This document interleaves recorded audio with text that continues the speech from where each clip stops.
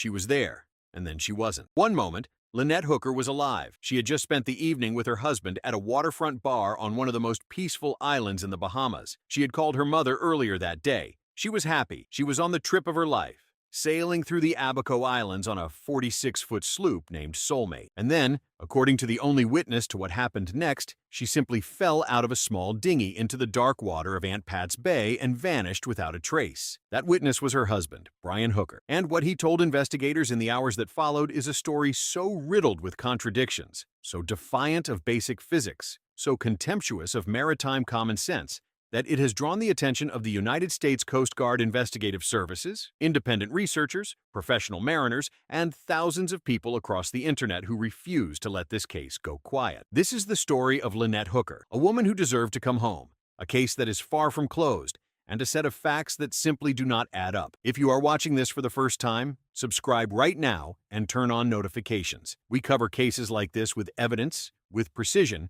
and with absolute dedication to the truth. If you know something about what happened on the night of April 4th in Elbow Cay, Bahamas, stay until the end. Your information may be the piece that breaks this case open. Let us start with what we know for certain. Lynette Hooker was a vibrant woman with a family that loved her deeply. Her mother, Darlene, spoke with her regularly during the sailing trip, including on the day of her disappearance. By all accounts, Lynette and Brian had been spending the afternoon at Tahiti Beach, a popular gathering spot for boaters and tourists in the Abaco region. Lynette told her mother they had been drinking throughout the day at the beach. This is important, not to judge anyone for enjoying a vacation afternoon in paradise, but to establish a timeline and a behavioral baseline for what came next. Later in the evening, the couple made their way to the Abaco Inn, a well-known waterfront establishment popular among the sailing community in the area. According to Brian Hooker's account to investigators, they each had 2 drinks at the inn, specifically rum and cokes, also known as Cuba Libres, between approximately 4:30 and 7:30 in the evening. So we are looking at a couple who had been drinking since the early afternoon,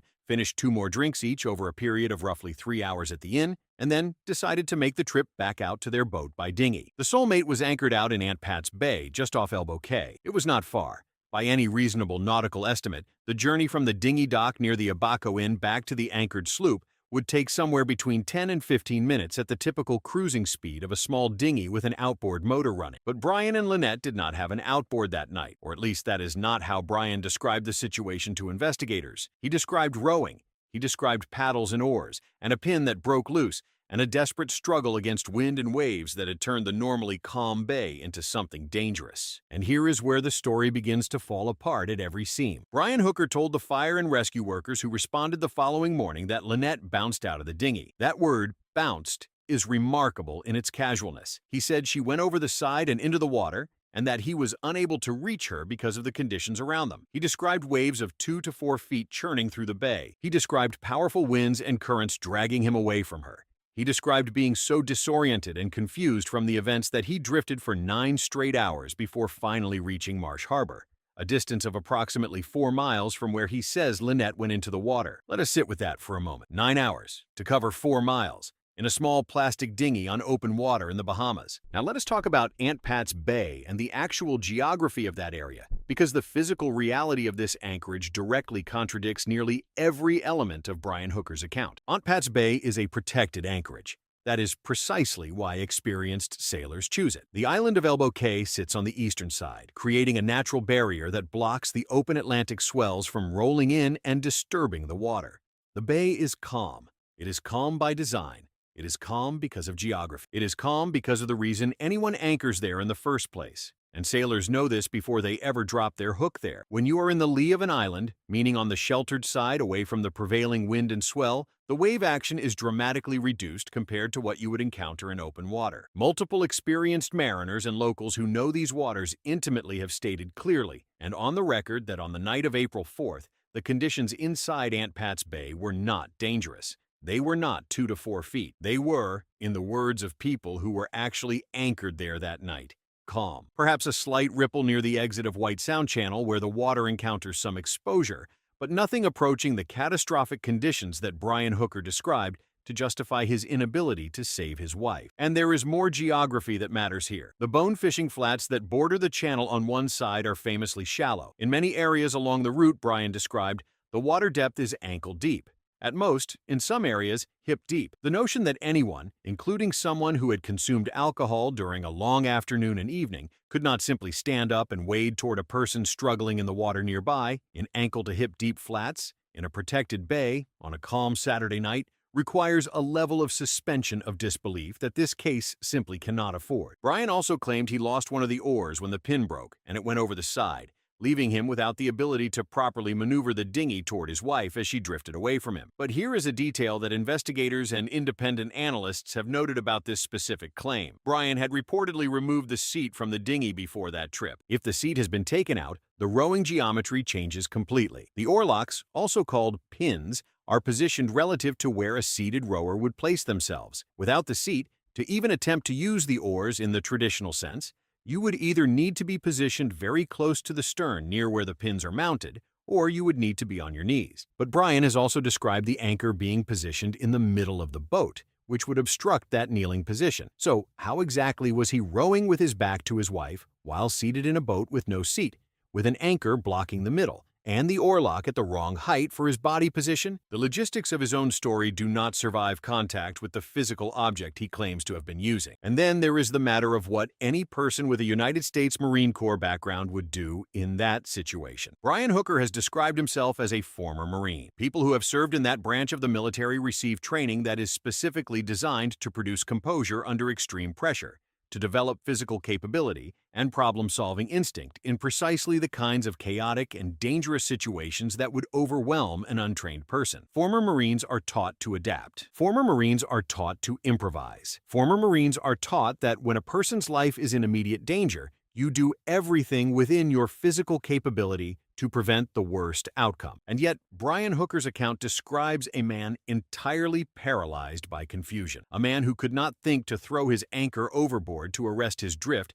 and stabilize his position, a man who could not jump into water that, in some parts of that bay, would not have reached his waist, a man who could not flag down any of the numerous vessels anchored and motoring through one of the busiest boating anchorages in the Abaco Islands on the Saturday night before Easter Sunday, which is traditionally one of the most heavily trafficked boating weekends of the entire year in that region. Here is something critical about how the maritime community actually functions, and why Brian Hooker's account of being unable to summon help is not just implausible, but borders on the impossible when you understand the culture of that world. When someone on the water appears to be in any kind of difficulty, other boaters respond. This is not written in any regulation.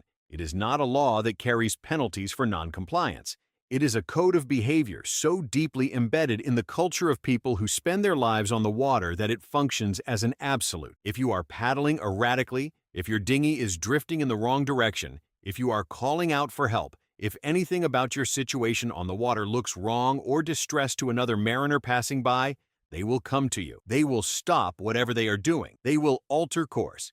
They will pull alongside and ask if you need assistance. Nobody drives by a boater in apparent distress. It simply does not happen in that community. A direct and powerful demonstration of this reality was conducted by a sailor and friend of Lynette's named Blaine Stevenson, who runs a YouTube channel called Sailing Cameo. Blaine took the question at the center of Brian Hooker's defense and turned it into an experiment. He got into a dinghy comparable in size and construction to the one Brian and Lynette were using that night. His dinghy was 10 feet long and made of rigid plastic, weighing approximately 220 pounds.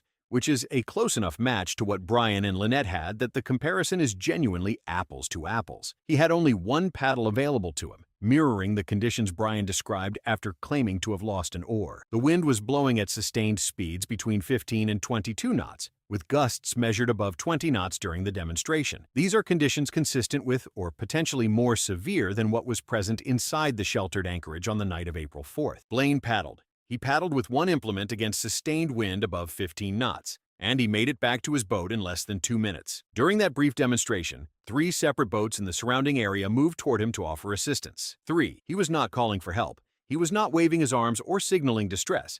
He was simply paddling a small dinghy, and 3 different nearby vessels interpreted his movements as potentially distressed and came to check on him without being asked. Brian Hooker, who served in the United States Marine Corps, who describes himself as an experienced boater, claims that in conditions described by witnesses as calmer than what Blaine demonstrated against, he was unable to paddle toward his wife, who was a short distance away, and that, in a bay crowded with anchored boats and passing traffic on a beautiful holiday weekend evening, Not a single person came to offer help or even noticed anything unusual. That demonstration does not just challenge Brian Hooker's narrative, it dismantles the entire structural foundation of his account. Now let us walk through the timeline of that night in careful, methodical detail, because the sequence of events as reconstructed from available information reveals contradictions that investigators should be treating as critical points of focus. Lynette and Brian left the Abaco Inn no later than 7:30 in the evening. In that part of the Bahamas at that time of year, full darkness does not arrive until around 8 o'clock. This means that whatever happened on the water that evening, it happened during daylight, or at absolute worst during the lingering twilight of a clear spring evening in the island. This is not a dark night story. This is a visibility story. There was light. The Soulmate was anchored approximately 1,000 yards, just under a mile, from the location where Brian claims the incident occurred at the exit of White Sound Channel. At the speed of a dinghy with an outboard motor running, that distance would take roughly 5 minutes. Paddling without power, even at a slow and leisurely pace, that distance takes perhaps 15 to 20 minutes maximum under normal conditions. Even against a modest headwind, a person rowing a small dinghy can cover 1,000 yards in well under half an hour. Brian says that at some point during this short transit, approximately 1,000 yards from their boat, something caused Lynette to go over the side. He says he was unable to reach her. He says he drifted north, and he says that after 9 hours of drifting, he ended up at the north end of Lubber's Quarters, a nearby island where he finally thought to drop his anchor and fire a distress flare. A flare. 9 hours after his wife went into the water, at a location he had slowly drifted to across open water.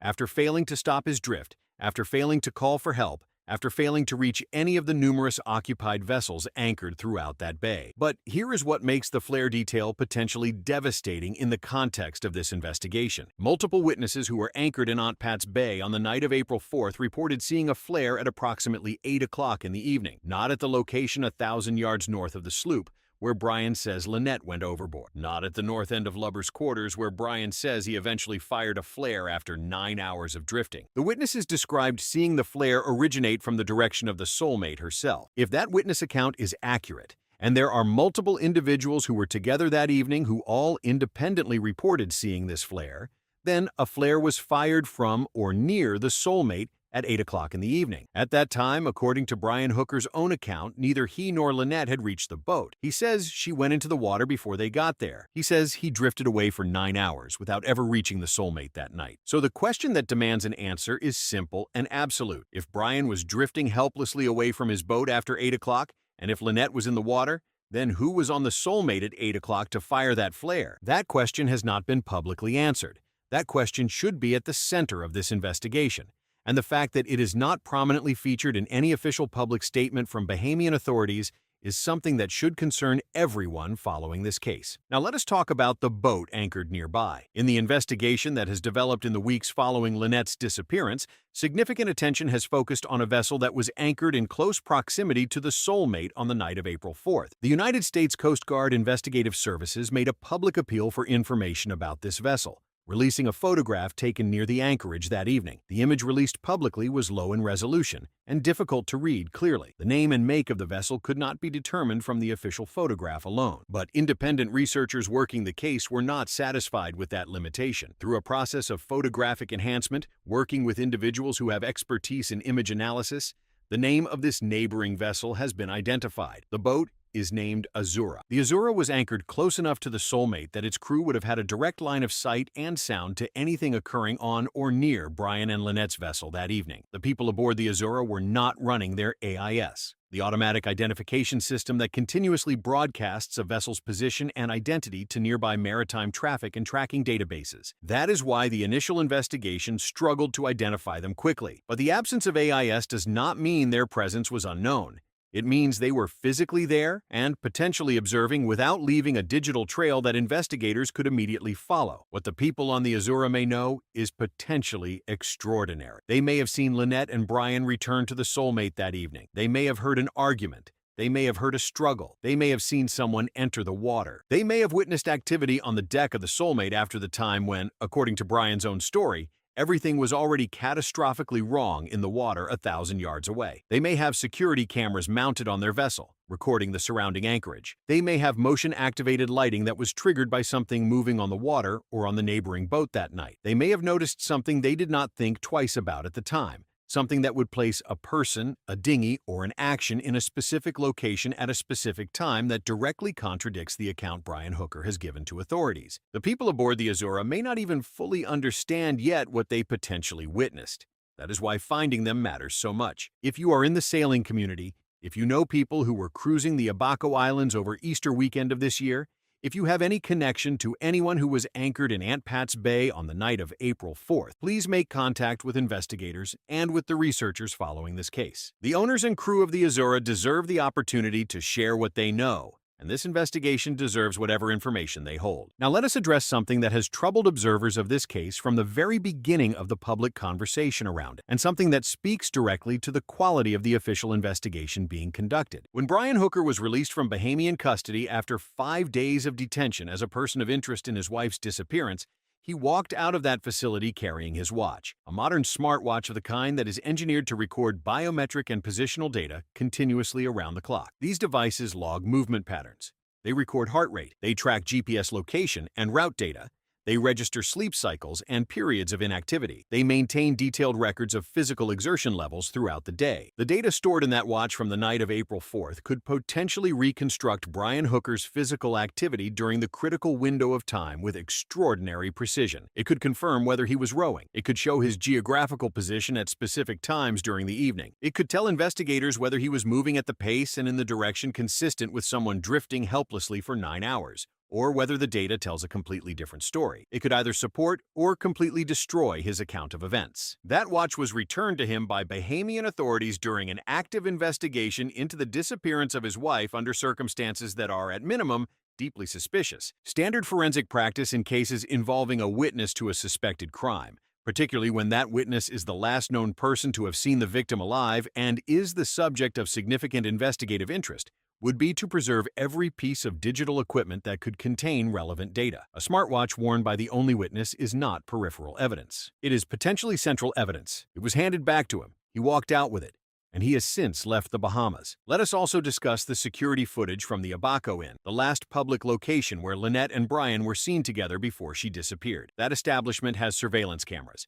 Those cameras captured the couple during their time at the bar. The footage would show what time they arrived, what time they left, whether they appeared to be in conflict, what their body language communicated to each other and to the people around them, whether there was a noticeable change in atmosphere between arrival and departure. This footage could establish a precise departure time and contradict or confirm the timeline Brian has described. That footage has not been publicly released. Bahamian authorities have reportedly instructed the establishment to hold it. No clear public explanation has been offered for why this is being withheld from the broader investigative conversation. What purpose is served by keeping that footage from view when it may contain directly relevant information about the final hours before a woman's disappearance under suspicious circumstances? These are not rhetorical questions. These are the questions that Lynette Hooker's family is asking. These are the questions the maritime community is asking. These are the questions that the thousands of people following this case are asking, and they deserve real answers. Now, there is one final detail in Brian Hooker's account that cuts more deeply than almost anything else in this case, and it has to do with what he told search and rescue workers on the morning after Lynette disappeared. When fire and rescue personnel arrived to coordinate a search, they needed to know what Lynette looked like, what she was wearing, anything that would help spotters identify her in the water or on shore. Brian Hooker told them she was wearing a black bathing suit. Photographs taken of Lynette that day, photographs that exist and have been examined, show her wearing an aqua-colored bathing suit cover-up. She also had a bright blue scarf tied around her head. Aqua and bright blue, colors that would stand out dramatically against the blue and green water of the Bahamas, colors that a search team absolutely needed to know about in order to conduct an effective visual search, colors that a husband who spent the entire afternoon with his wife at Tahiti Beach and then several hours with her at the Abaco Inn would know without any effort of memory whatsoever. He described a black bathing suit. When you are genuinely desperate to find someone you love who has gone into the open water, you do not describe their clothing inaccurately. You do not leave out a bright blue headscarf. You do not omit an aqua cover-up. You provide every detail you can think of, every color, every item, every piece of jewelry, because you know that the right detail in the right moment could be the thing that saves them. You become a fire hose of information for the people trying to help you. Unless you already know that no description is going to help anyone find her, Because you already know where she is. Let us talk now about the broader context of this investigation and what it reveals about the challenges of pursuing justice in a case that spans multiple jurisdictions and involves conflicting institutional interests. The Bahamas is a sovereign nation with its own legal system and law enforcement structures. The Bahamian police and relevant authorities have primary jurisdiction over a case that occurred in their waters. The United States has an interest in the case because the individuals involved are American citizens, and because the United States Coast Guard has navigational and maritime authority in broader regional waters. The interplay between these jurisdictions creates complexity that can, intentionally or not, slow the momentum of an investigation. Observers of this case have noted that the Bahamian investigative response has raised questions about thoroughness and urgency. The quick release of Brian Hooker from custody, the return of potentially critical evidence, including the smartwatch, the restriction on the Abaco Inn surveillance footage, and the apparent absence of aggressive physical evidence collection in the days immediately following the disappearance have all contributed to a sense among many followers of this case that the official response has not matched the gravity of what appears to have occurred. This is not an attack on Bahamian law enforcement as an institution. It is an observation about how this specific case has been handled,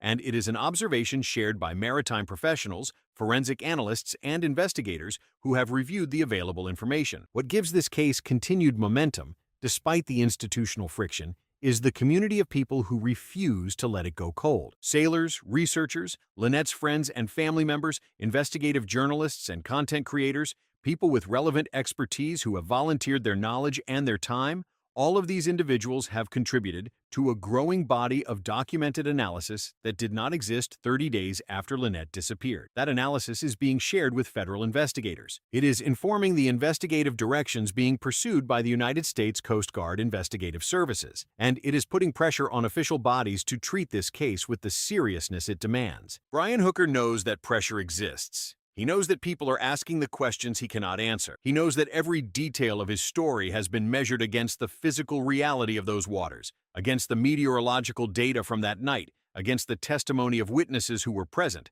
against the logic of maritime behavior, against the forensic implications of the timeline he has described. And every single measurement comes back wrong. The tides he claimed not to understand are the same tides he was overheard discussing with accurate technical knowledge in a separate conversation that was recorded and reviewed. The currents he blamed for his helpless drift do not exist in the waters he described. The waves that he says capsized his ability to help his wife were not present according to every person anchored in that bay that night. The drift of 9 hours to cover 4 miles is not consistent with the wind direction and speed recorded for that area on that date. None of it holds. Here is what we are asking of you today. If you were in the Abaco Islands over Easter weekend of this year, if you were anchored anywhere near Elbow Cay or in Aunt Pat's Bay on the night of April 4th, if you passed through White Sound Channel that evening, if you were on or near the water anywhere in that area, and you remember anything at all about that night, the investigators working this case need to hear from you. The smallest detail matters. A sound you heard and did not think about, a light you noticed on a nearby boat,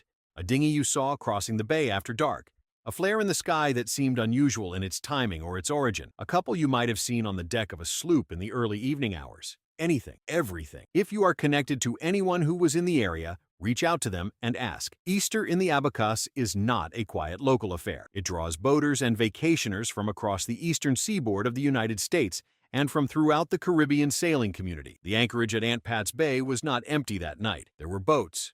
There were people. There were eyes and ears and cameras pointed in multiple directions. The evidence of what happened is out there. It may be sitting on someone's phone or laptop right now in a video they recorded of the sunset, with something critical happening in the background that they have not yet looked at closely. If you have any footage, any photographs, any recordings from that area on that date, or the days immediately surrounding it, please review them carefully and reach out to investigators if you see anything that might be relevant. If you are in the sailing community and you have any connection to the vessel named Azura, the boat anchored near the Soulmate that night, please help investigators find the people aboard her. They may not know they hold critical information. They may not know that a federal investigation is looking for them. They may be continuing their voyage entirely unaware that their recollections from that evening in Aunt Pat's Bay could be among the most important pieces of evidence in this entire case. If you know them, tell them. If you have crossed paths with that boat in any anchorage since April 4th,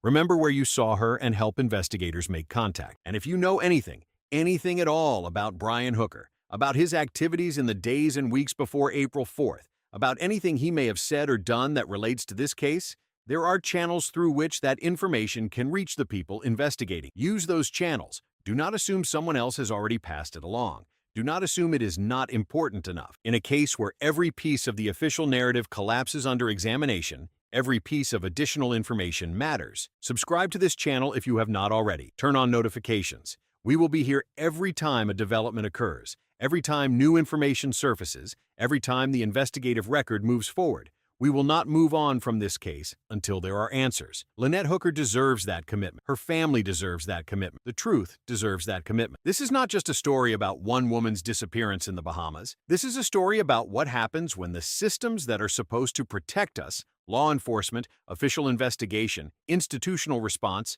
move too slowly or too carefully while the evidence window is closing. This is a story about what ordinary people can do when they refuse to let institutions go quiet on a case that demands answers. This is a story about a community, the sailing community, the investigative community, the community of people who believe that truth is worth pursuing, that has decided it will not look away. Lynette Hooker was a real person. She had a mother who loved her and spoke with her on the last day of her life. She had friends who were still fighting for her. She had a name. She had a future. She was on a boat called Soulmate in the most beautiful waters in the Western Hemisphere, and she did not come home. The search continues. The questions remain, and we will not stop asking them. This is the Crime Files. No sensationalism, no exploitation, just evidence, just analysis, just the pursuit of truth.